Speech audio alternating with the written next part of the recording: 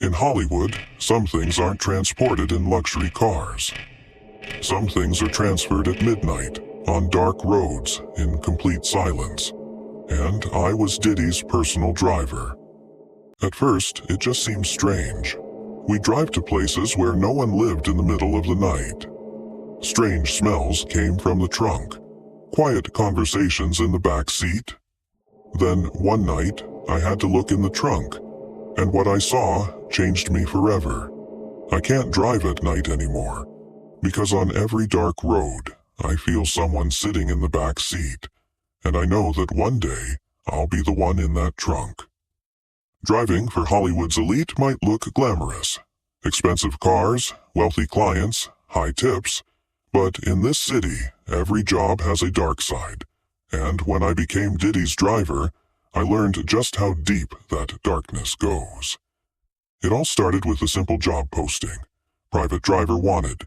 Celebrity client, full discretion, high pay, night shift only. The job description was vague, but the money spoke volumes. $5,000 a week. Cash. No questions asked. I'd been living in L.A. for 10 years. I was 34 and my life had gone off the rails. Divorce, job loss, debts. My old car had been repossessed.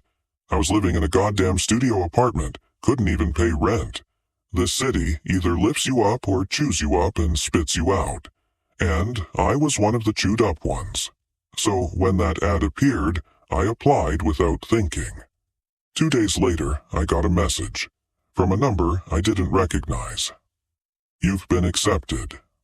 Friday night, 11:45 p.m. Be at this address. Wear black clothes. Don't bring your phone. The address was in the back streets of Beverly Hills, an area I'd never been to. My first day was a Friday night. When I found the address, it was 5 minutes to midnight. It was a narrow, unlit street. Not a single person around. Just a black Escalade gleaming under a streetlight. Completely tinted windows, the plates barely visible. As I approached the car, I saw the interior was empty. But there was an envelope on the front seat. When I opened it, 2 things fell out. A car key and a handwritten note. Start the engine. Wait. Don't look in the back seat. Don't open the trunk. Don't ask questions. When I read that note, my stomach turned. But it was too late to turn back. Because at that moment, I felt someone watching me. From the darkness, from the buildings, from the shadows. Eyes were on me. I started the engine and waited. Minutes passed. 10 minutes. 20 minutes. Then, exactly half an hour later, the back door opened. I hadn't heard any footsteps. I hadn't felt any movement. Just the sound of the door opening and a silhouette getting in. When I looked in the rearview mirror, I recognized him. Diddy. Sean Combs. Owner of Bad Boy Records. One of hip-hop's legends. But the man I saw that night wasn't the man on television. This man was cold, expressionless. There was no light in his eyes, just emptiness. Drive, he said. His voice was low, commanding, leaving no room for argument. Where to? I asked reflexively. The address is in the GPS. Drive. Don't talk. When I looked at the GPS, I saw an address. Beyond Mulholland Drive in the hills, a point that wasn't even clear on the map. We set off. The first 10 minutes passed in silence. The streets were empty. L.A. becomes a different city at midnight. The noise disappears, the neon lights go out, only darkness and silence remain. As we climbed toward the hills, the city lights fell behind us. The road narrowed, the trees thickened, the houses disappeared. You're Manuel, right? Diddy said suddenly. Nothing could be understood from his tone. Yes, sir, I said. How many years have you been in L.A.? 10 years. Your family? None. Good, he said. Very good. People with families aren't suitable for this job. They feel responsible toward them. But you'll just save your own skin. Isn't that right? I couldn't answer, because he was right. 30 minutes later, we arrived at the destination. It was a mansion, but it didn't look like the mansions in LA. No glass villas, no modern design, no pools. This place was different. Concrete, steel, darkness. With its brutalist architecture, it stood alone on the hilltop like a monster. No lights around, no cars, no signs of life. "Wait here," Diddy said as he got out of the car. "I'll be back in exactly 30 minutes. During this time, don't leave the car. Don't open the trunk. Don't lock the car.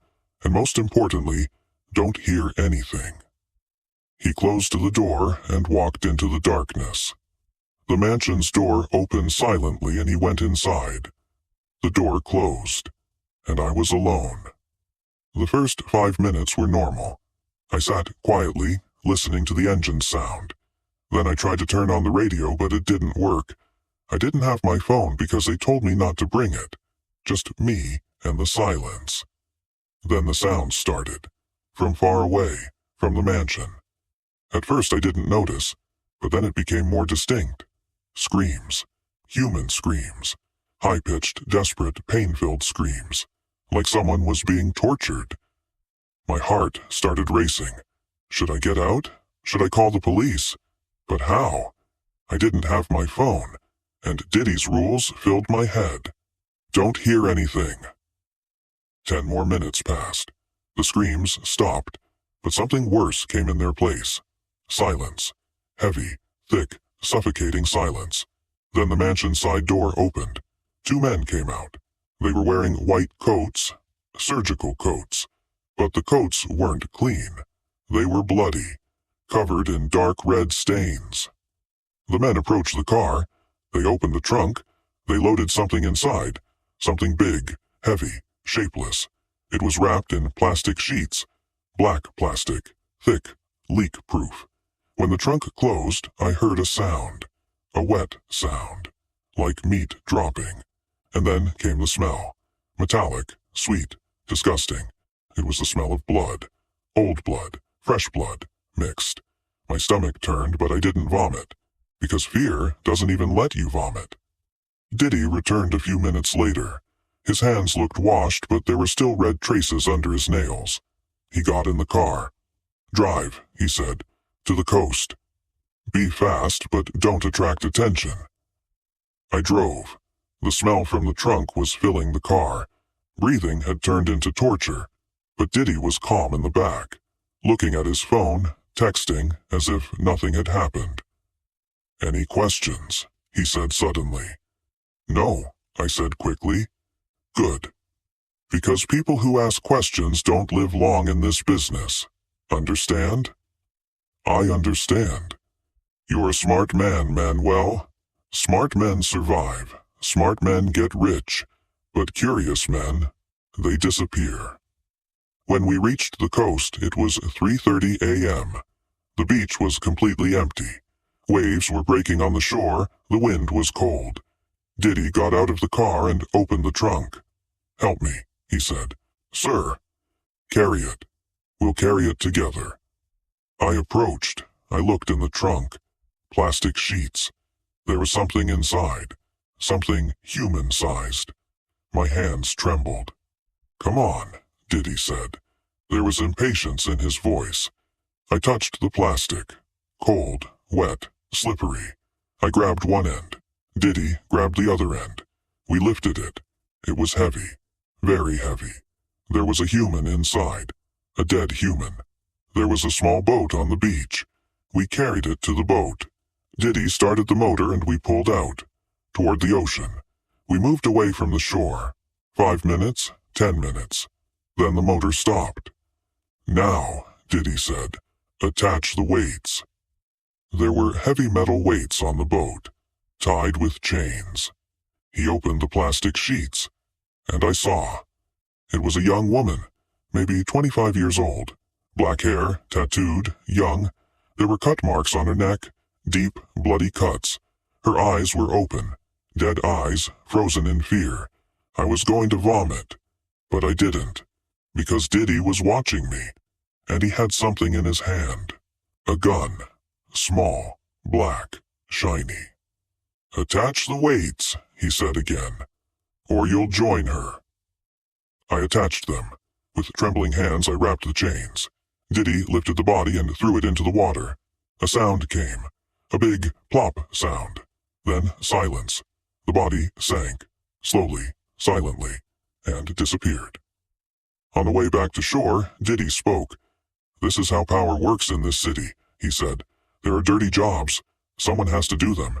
You, me, them. We're all part of the same machine. You saw this. Now you know. And knowing means being an accomplice. Understand? I understand. Good. Because now you're here too. You can't go back now. When I got home, it was 5 a.m. The sun was about to rise.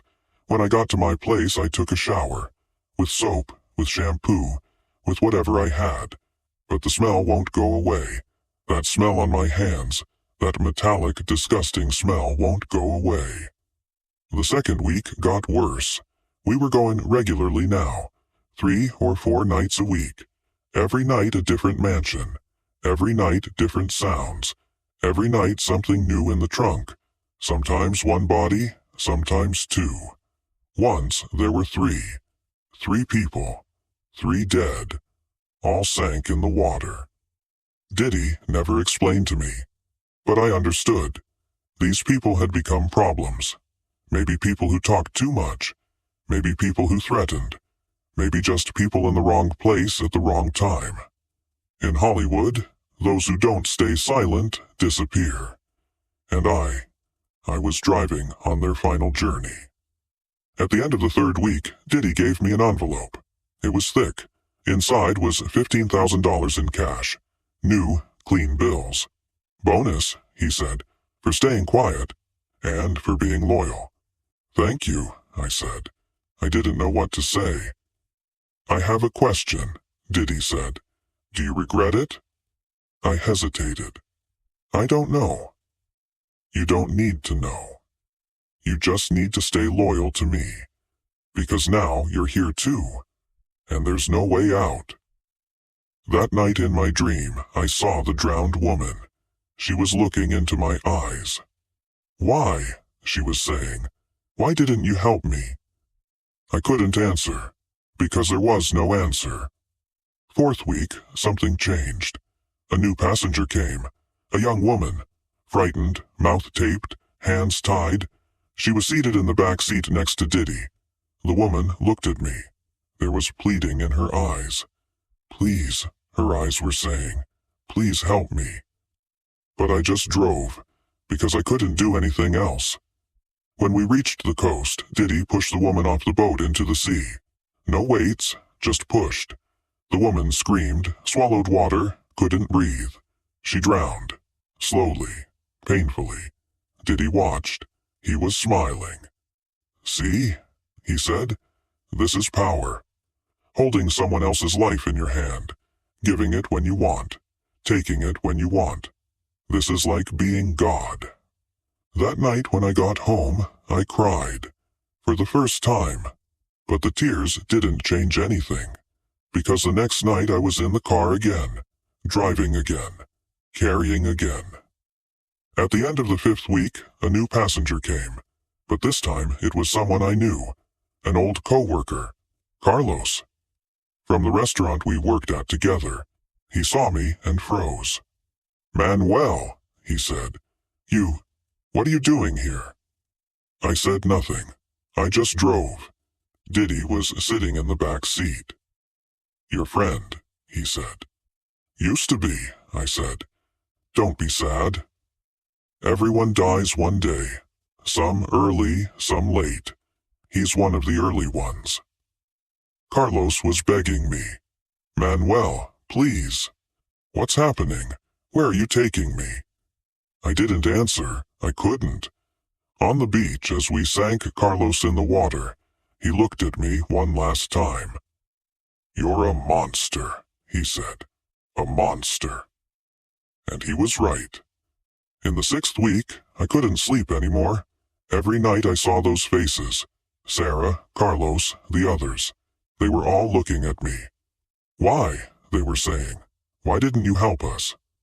One day, while shopping at the market, I saw someone. Diddy was on the TV screen.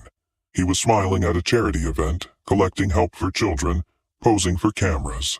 Everyone was applauding. But I knew his real face. That night those hands had strangled a woman's neck. Those hands were covered in blood. When I got home, I saw a car. Black Escalade. It was parked in front of my car. The door opened and Laura got out. Laura, Diddy's right hand. Cold, calculating, emotionless woman. "Manuel," she said, "they're talking about you." "Who's talking?" "Doesn't matter. What matters is, are you reliable?"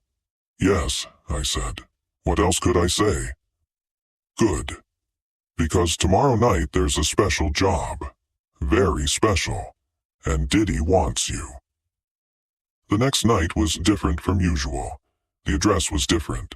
Downtown LA, an old warehouse, surrounded by walls, security cameras everywhere. When I went inside, I saw a gathering. At least 20 people. Familiar faces.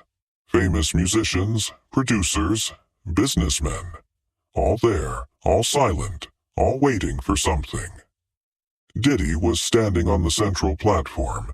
In front of him was a man on his knees. Young, maybe 30, frightened. "This man," Diddy said loudly, "betrayed us. He talked to the police. He tried to sell our secrets." The crowd murmured, angry, threatening sounds. "So, how do we respond to betrayal?" Diddy said. "With death," someone said. Diddy smiled. "Yes, but this time it will be different. This time," he said and looked at me, "our driver will do it." My heart stopped. "What?" You'll do it. You brought him here. Now you'll send him away." "No," I said. "I'm a driver. I dash." "You're not just a driver anymore," Laura said, appearing beside me. "You're part of the family now, and in the family, everyone gets their hands dirty." They gave me something. It was heavy, metallic, cold. A gun. "Do it," Diddy said, "or you'll be in that man's place." With trembling hands, I held the gun. The man looked at me. "Please," he said, "I have a family. I have children." But I pulled the trigger, because I had no other choice. The gun fired. The man fell, and I became a killer. The crowd applauded, as if they'd watched a show. Diddy approached me and touched my shoulder. "Good job," he said. "Now you're truly one of us." There's no going back now. He was right. In the 7th week, the police questioned me about missing persons, but I said nothing, because I knew if I talked, I would disappear too. The police left, and that night Diddy called me. "Good job," he said. "You stayed quiet." Smart. "How much longer?" I asked. "How long will this go on?" "Forever," he said, "because there's no retirement in this business. Either you continue, or you disappear." In the 8th week, I couldn't recognize myself in the mirror. Dark circles under my eyes, my face sunken. I'd lost 10 kilos. But the worst was in my eyes. There was no life anymore. Just emptiness. Just like Diddy's eyes. One night when I got home, someone was inside, sitting on the couch, in the darkness. When I turned on the light, I saw Diddy. "How did you get in?" I asked. "I get in everywhere," he said. "I need to talk to you." I sat down. I was afraid, but tried not to show it. "There's a job offer," he said. "Bigger, riskier, but more profitable." "What job?" "There's a politician. He's talking too much, asking too many questions. We need to silence him." "A politician? That's too risky." "Yes, but you can do this, and you will, because you have no other choice now." The next night I picked up that politician. He was a well-known senator. I always saw him on TV. But that night when he got in my car, he was scared. He knew what would happen. "Please," he said, "I'll give you money." Whatever you want. Just let me go." "I'm sorry," I said, and I really was sorry. We dropped him in the ocean too, but this time it made the news. On TV, in newspapers. Senator missing. The FBI launched an investigation. Everyone was wondering, but they wouldn't find anything, because there was no evidence, no trace. In the 9th week, Diddy gave me a big envelope. Inside was $50,000. "Bonus," he said. "You did a great job." "Thank you," I said, but the money didn't mean anything anymore, because I had sold my soul. Last night in my dream I saw all of them. Sarah, Carlos, the politician, that man in the warehouse. They were all together, swimming in the water, and they were looking at me. "You're coming too," they were saying. "Very soon." Today something different happened. Diddy called me to a cafe. In daylight among people. It seemed strange, because everything was always at night, always in the dark. "You look worried," he said, sipping his coffee, like a normal boss talking to a normal employee. "I'm a little tired," I said. "Tiredness passes. But conscience never passes." He smiled. "Do you still feel conscience, Manuel?" I couldn't answer, because I didn't know the answer anymore. "Look," he said, leaning forward. "In this city, there are two types of people. Prey and predator. Which one do you want to be?" "Predator," I said, because there was no other answer. "Good, because tonight you'll pass your final test, and if you succeed, you'll never worry again. Money, power, protection, everything will be yours." "What do I need to do?" "You'll learn tonight." When night came, I found a box in the car trunk. When I opened it, I saw a cell phone inside. Old model, unused. A message was waiting on the screen. "Go here," it said with an address. The address took me outside the city, to the deserts. Desolate, dark, far from civilization. At the destination was an old farmhouse. The lights were on. When I went inside, I saw a scene. A chair in the middle, a man tied to it. 5 or 6 people standing around. They were wearing masks. I couldn't see their identities. Diddy was in the center. "Welcome, Manuel," he said. "I'm proud of you. You've come this far. But one last thing remains." "What is it?" "This man," he said, pointing to the one in the chair, "knows too much about you. Too much. And he wants to talk. To the FBI, to the media, to everyone. You need to silence him." I approached. The man was young, in his 30s, his eyes filled with fear. He looked familiar. Then I remembered. He was one of the men from that first night. One of the men who came out in white coats from the mansion. "Wasn't he your man?" I asked. "He was. But he betrayed. And the punishment for betrayal is death." They gave me a knife. Long, sharp, shiny. "Do it," Diddy said, "and you'll never be questioned again." I stared. Everything seemed to have slowed down. Until that moment, I was just the driver, just the carrier. But now I was being asked to be the executioner. "I can't," I said. "You will," Laura said, appearing behind me, "because you have no other choice. Either he dies or you do." And at that moment, I understood. This wasn't a test. This was a trap. I knew too much now, too. And if I didn't do this job, I'd be in the next chair. I held the knife. I approached. The man looked into my eyes. "Please," he said, "I'm just like you. They used us. Both of us." He was right, but it didn't change anything. I brought down the knife. What happened after is blurry. Blood, screams, silence. I closed my eyes, but the sounds didn't stop. They never will. When my job was done, Diddy came to me. "Well done," he said.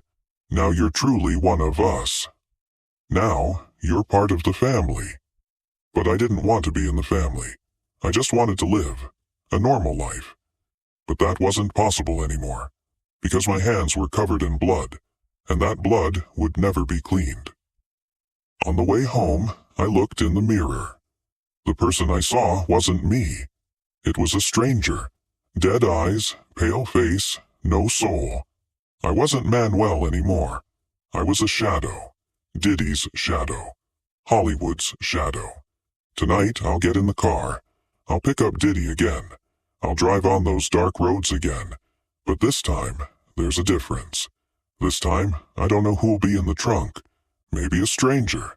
Maybe someone I know. Maybe me. In Hollywood, everyone can be bought for a price.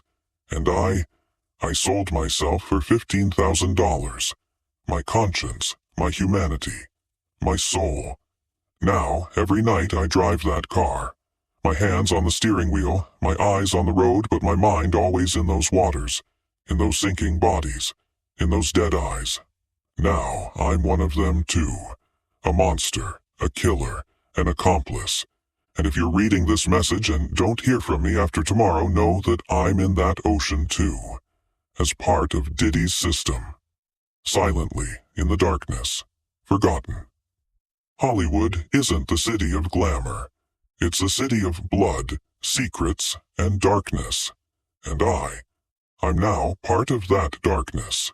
Forever. But maybe, just maybe, someone reading this message will learn the truth, and will understand how the system works. We'll see how Diddy's empire was built. We'll know how many people disappeared, how many secrets were buried, how many consciences rotted. And maybe that person will do what I couldn't. We'll speak. We'll expose. We'll stop it. Or maybe they'll end up in a car trunk too, just like the others, because Hollywood doesn't forgive. Never. Now it's 10:47 p.m. In 13 minutes I'll get in the car. I'll wait for Diddy, and I'll embark on a new journey.